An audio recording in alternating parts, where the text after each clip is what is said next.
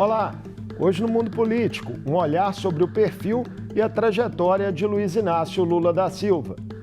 Quais fatos e traços de personalidade forjaram a liderança e a popularidade do sindicalista que assumirá em janeiro pela terceira vez a presidência do Brasil? Após liderar a criação do partido mais sólido do país, como ele lidou com as derrotas, o exercício do poder, a prisão, a reconquista da liberdade e a perspectiva de redenção política. Eu vou conversar com a ex-deputada e uma das fundadoras do PT, Clara Ante, autora do livro 4 Décadas com Lula, O Poder de Andar Junto, lançado pela editora Autêntica. Bem-vinda ao Mundo Político, Clara, um prazer recebê-la. Obrigada, um prazer participar desse programa. Quando recebi o convite, me deu até saudade da época que eu fui deputada estadual constituinte, época das grandes mobilizações, nos anos 87, 8, 9. Então, foi muito legal. Fiz uma viagem na minha vida, né? Lembrando como foram os 4 anos que eu passei na Assembleia. Fico muito feliz de poder falar com a mineirada, né? E também de ter publicado um livro através de uma editora mineira, que é a Autêntica. Muito bom receber também quem tem muita história para contar como você, Clara. O livro é um testemunho pessoal, né, sobre os 40 anos de convivência entre você e Lula, iniciada ali no final da década de 70, início da década de 80. Como foram esses primeiros contatos? Você já vislumbrava, diante do então líder sindical, estar diante de um ser humano diferente, digamos assim? Marco Antônio, eu e a torcida do América, do Corinthians, de muitos times, né? Porque foi uma chegada muito excepcional num momento, aquela combinação do lugar, do momento e da pessoa que se deu no final dos anos 70, né?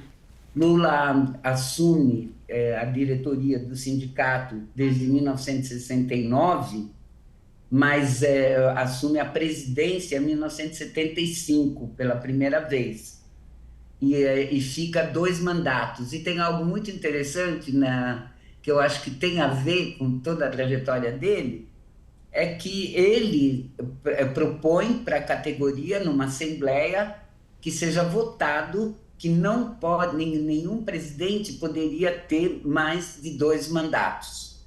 Ou seja, na época que eu assim, me aproximei mais dele, foi a época, além de todas as convivências, que eu vou relatar depois, mas foi a época em que ele tinha que, como você mencionou, entradas, saídas, derrotas, vitórias, né? Foi a época que ele se dedicou a ajudar a eleição do Jair Meneghelli, o sucessor dele, né? E que conseguiu, assim, Lula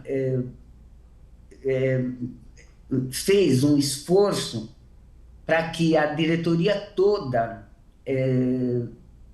se coloque de tal maneira na batalha pela eleição, porque tinha uma chapa de oposição. Aí, voltando um pouquinho, de qualquer maneira, a chapa apoiada pelo Lula, que levou Jair Meneghelli à presidência, ela ia ser vencedora.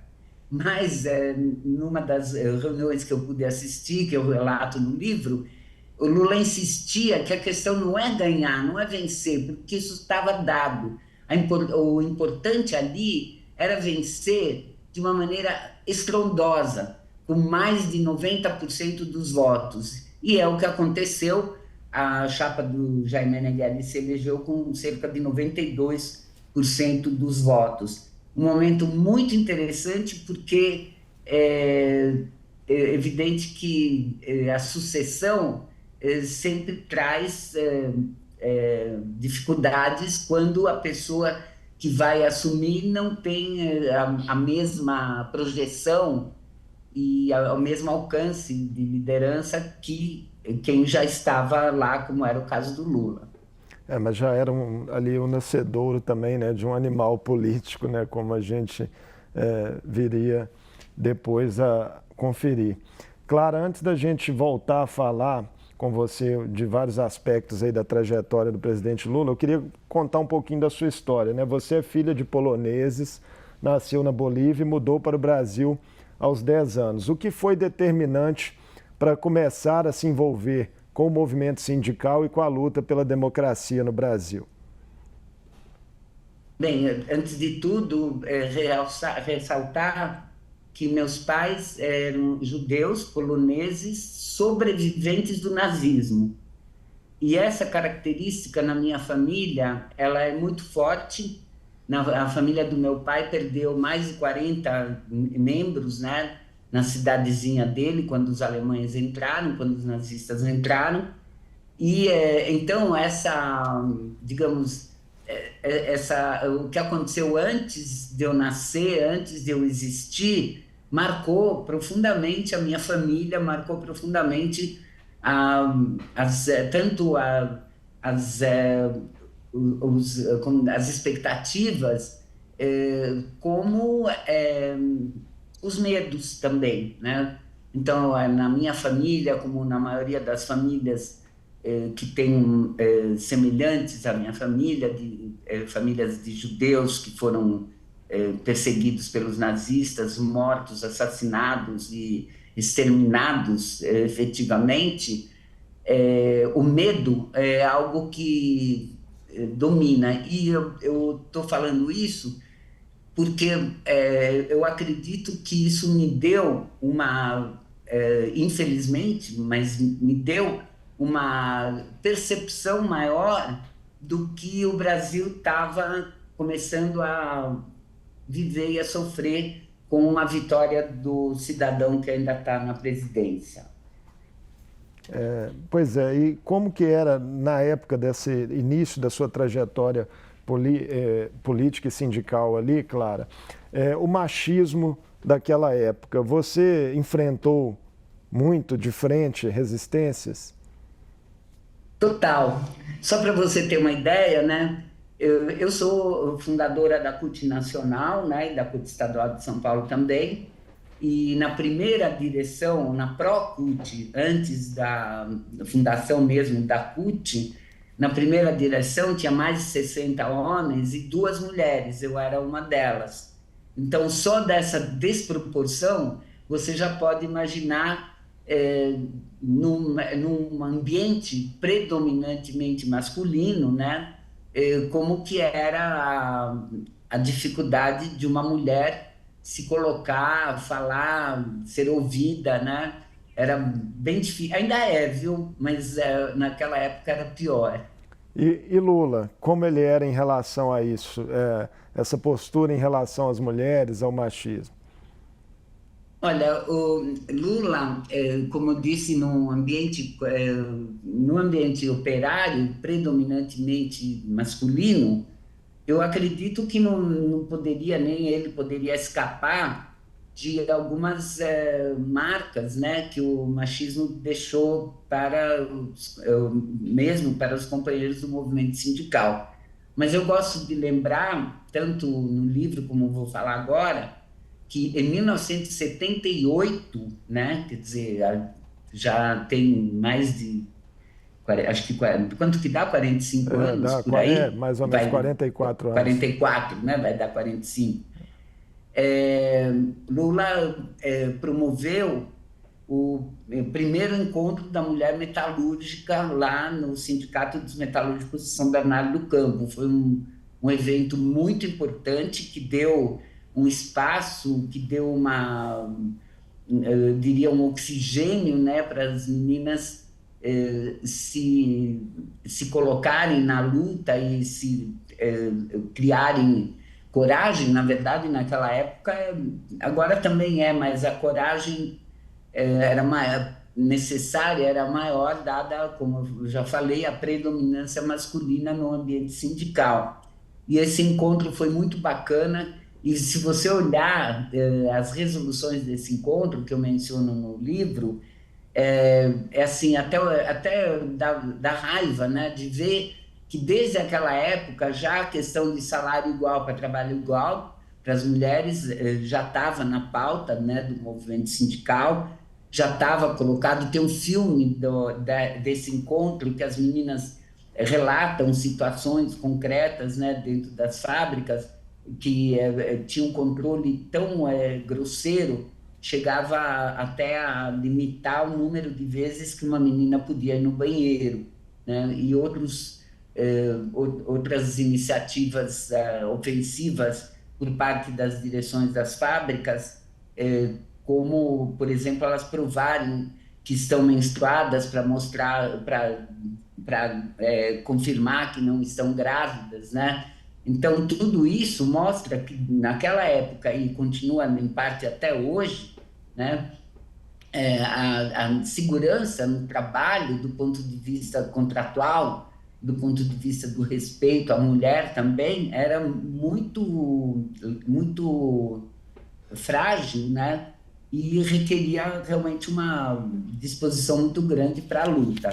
Eu dizia que eu vou citar dois exemplos. Um é esse do encontro da mulher da metalúrgica, da mulher metalúrgica em 1978, que foi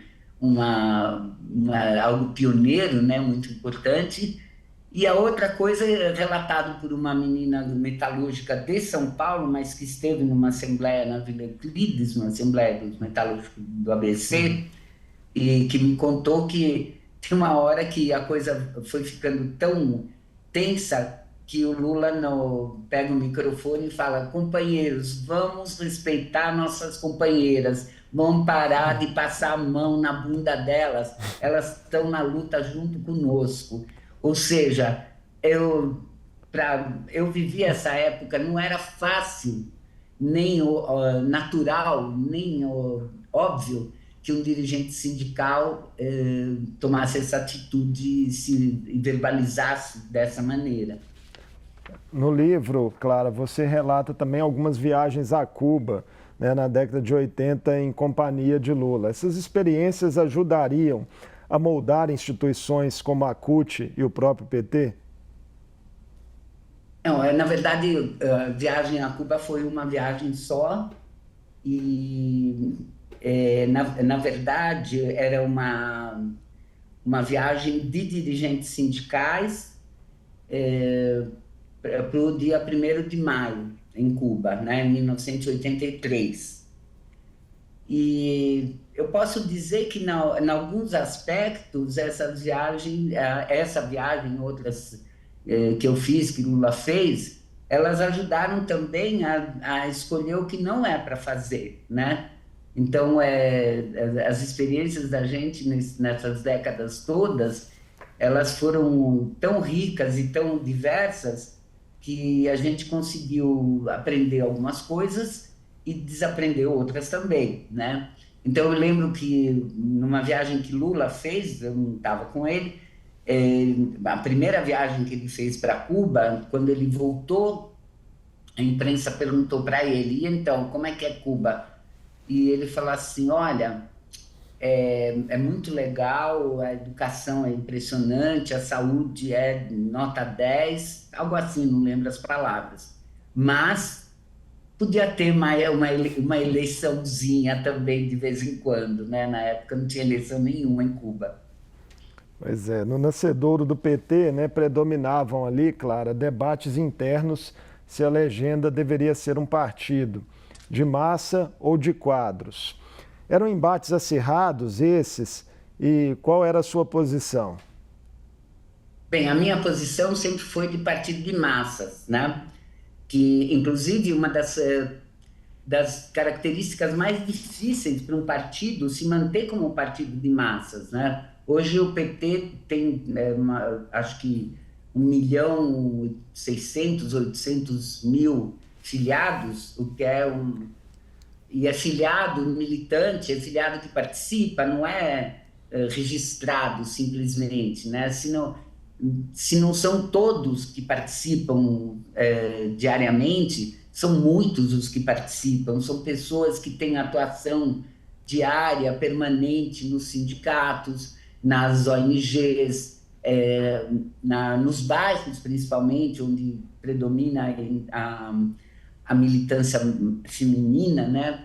Que sempre as mulheres no Brasil se destacaram pela militância de bairro, né? Então, por exemplo, o movimento contra a carestia foi predominantemente formado por mulheres, né? No final dos anos 70 e prosseguiu por alguns anos, né? Então, a luta por a água, esgoto nos bairros, sempre teve uma participação muito grande de mulheres e nessa participação também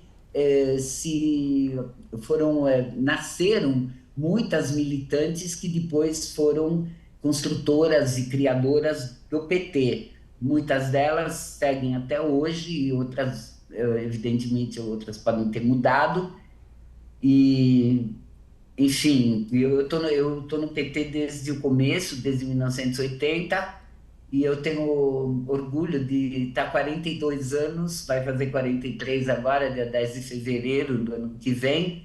Eu tenho orgulho de fazer parte de um partido que, desde o começo, tem a sua bandeira muito precisa, voltada para a justiça social, e voltada para a democracia, e essencialmente para a vida melhor da população mais carente. Um capítulo importante da trajetória do PT, Clara, foram as caravanas, né, e as primeiras experiências em governos municipais e estaduais após as eleições presidenciais de 89. E é em 1991, né, que você passa a assessorar Lula diretamente no partido. Esse período foi de amadurecimento programático da legenda e também do seu principal líder? Com certeza, porque foram anos de experiências novas, tanto as de eleição, né? Em 82, Lula foi candidato a governador de São Paulo, ficou super triste porque achou que ia arrasar, porque os comícios eram muito grandes, muito intensos, né? Mas o PT teve, acho que, algo em torno de 11%, que era bastante para um partido novo, desconhecido, era bastante, mas o Lula tinha uma ilusão de que seria praticamente aquela presença nos comícios significava já a vitória dele como governador. Dizem as boas e as más línguas que ele ficou muito arrasado, muito chateado, e dizem também alguns que ele quase largou tudo, mas pelo que eu conheço dele de tantos anos, eu duvido que ele estava pensando em largar. Talvez ele tenha falado, mas eu duvido, que eu já vi ele enfrentando situações tão tensas e difíceis, e pelo contrário, em cada uma delas, ele se reergue com mais força, como está acontecendo hoje.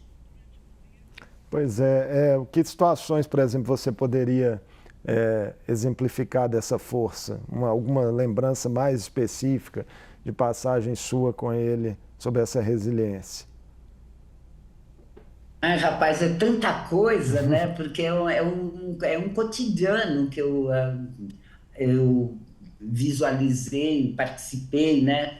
Então, é um modo, eu diria que é um modo de ser dele, né? De um lado, às vezes eu comparo ele com uma reação tipo infantil, assim, sabe? Criança esperneia quando está brava.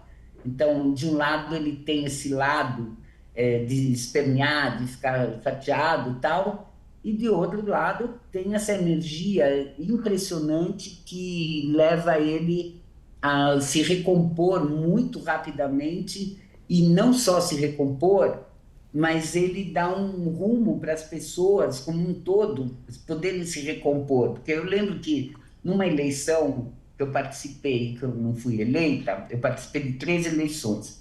Só fui eleita uma vez, em 86. Na de 91, de 90, eu fui candidata a federal, não fui eleita, né? Então, nessa experiência, eu aprendi uma coisa muito interessante, porque para mim estava meio bom, paciência, né? Quer dizer, não tem vaga para todo mundo, eu fiz o que pude, tive uma boa votação, mas não fui eleita, blá blá blá, aquelas coisas que a gente fala para, acho que mais para se consolar, né? E aí uma amiga minha, muito amiga, queridíssima, me ligou chorando, mas chorando assim, é, desesperadamente, né? Soluçava, e ela não se conformava. Então eu fiquei pensando, falei, puxa, como que é extensa a sensação, né, das pessoas, que vai muito além da gente, não é um problema meu eu ter sido eleita ou não eleita. Então eu, a partir daí, nesse momento, eu escrevi uma carta, mandei para toda a mala direta que eu tinha, naquela época a gente mandava carta, tal, né? Não tinha internet, mandei para toda a mala direta e eu fiz manuscrita, e eu colocando para as pessoas o que significava deixar de ser eleita, né? E então, por que eu estou contando isso? Porque você consegue imaginar para o Lula, que é uma figura conhecida por praticamente todos os brasileiros e as brasileiras, e uma parte grande do mundo, né? Como que uma eventual derrota significa, como que ela mexe com a emoção das pessoas, da mesma forma como uma vitória. Então, não é uma coisa, não é um assunto particular de quem se colocou ali, de quem ganhou ou perdeu, ou seja, da candidata ou do candidato. Pois é, E o Lula tem uma falando consciência... dessas derrotas, Desculpa, só desculpa te interromper, Clara, mas só para a imagina. gente aproveitar esse ponto da conversa, né? Você falava da reação dele a derrotas, né? Que era, de certa forma, diferente, ele conseguia se reinventar. Teve um momento muito importante ali na década de 90, né? 2 derrotas sequenciais para Fernando Henrique Cardoso em primeiro turno. Como que aqueles resultados moldaram o Lula que viria a seguir, né? O Lula e o próprio PT, que parece que entenderam a partir dali que era necessário rever algumas posições. Olha, acho que teve vários momentos, às vezes não só eleitorais, para rever e para repensar. Eu lembro que no quinto encontro nacional do PT, que agora vai me falhar o ano, mas 80 e alguma coisa, e muita coisa, foi aprovado fazer alianças, coisa que o PT não previa no seu início, né? Então, fazer aliança foi uma decisão gigantesca para o partido.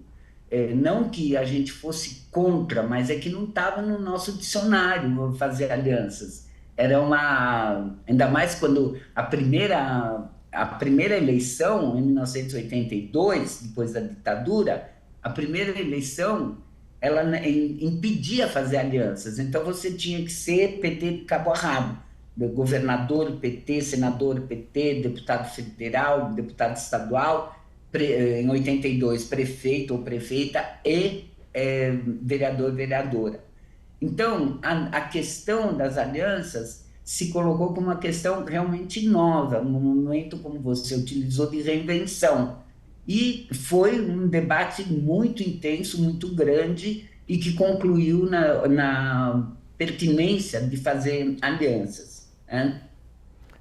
Então, são momentos ricos e também momentos, às vezes, doloridos, né? Porque tem, logicamente, que uma parte do partido sai frustrada, né? Porque é uma decisão que não agradou, mas são aprendizados. E por falar em aprendizado, Marco Antônio, eu acho que o aprendizado maior naqueles anos foram as caravanas, que começaram em 93, 94 até 2001, né?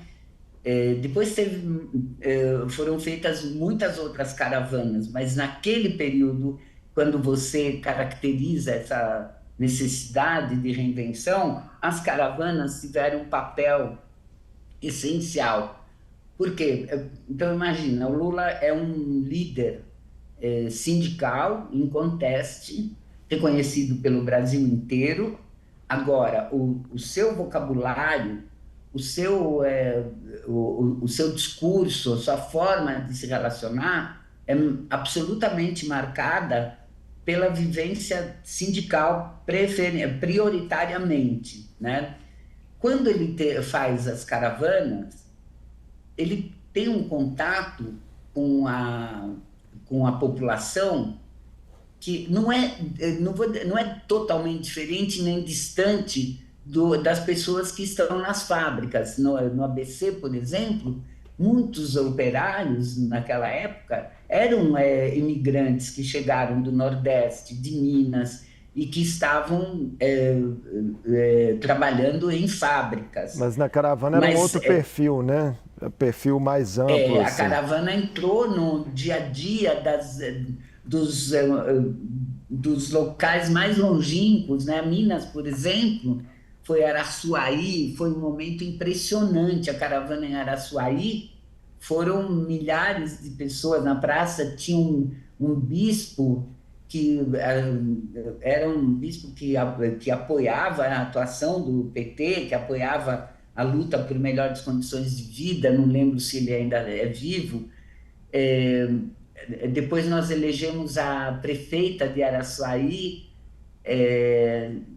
que foi, aliás, eu menciono isso no livro, ela foi muito hostilizada, porque ela era negra, né, e pobre, então durante a campanha foi bastante difícil para ela, o racismo, o preconceito foi muito grande, mas ela foi eleita e cumpriu um mandato a contento, acredito eu.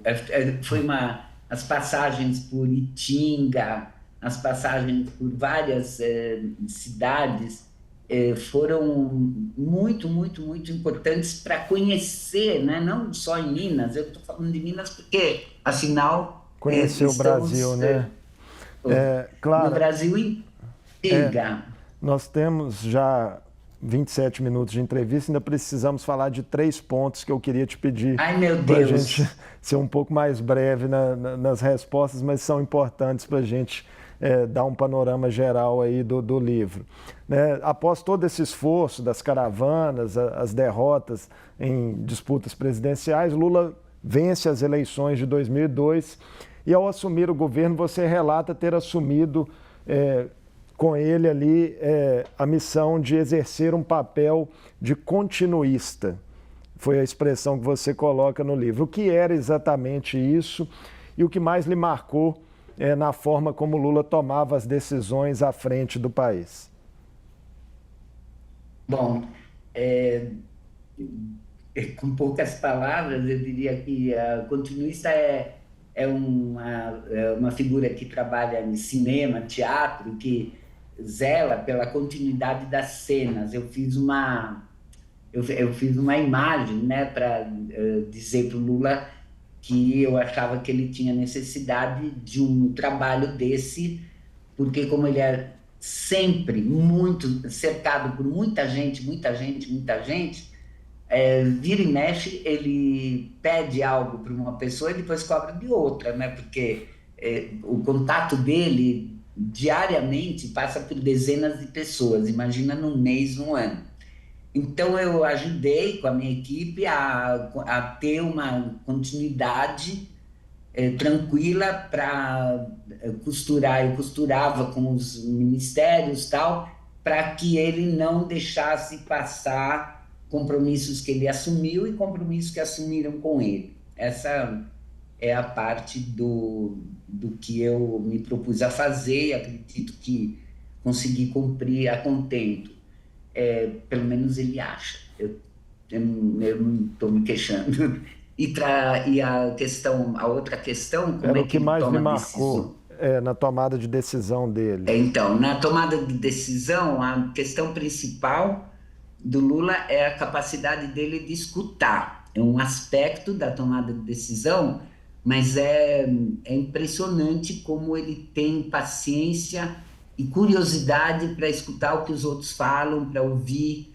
E tem uma parte do livro que eu falo muito disso, né, da capacidade dele de ouvir o que os outros falam. E com isso, ele se enriquece para, na hora de tomar decisão, ele não tá, a rigor, a tomada de decisão é solitária, mas ele não está sozinho no sentido que ele perpassa os contatos, as pessoas que ele conhece, e ele chega a uma síntese a partir desse modo dele se relacionar com todo mundo, né? Já no período de Lula como ex-presidente, né, o momento mais dramático certamente foi a prisão, né, na esteira da Operação Lava Jato. Quão dramático foi esse capítulo para ele e para quem gozava ali de sua intimidade e o acompanhava no dia a dia?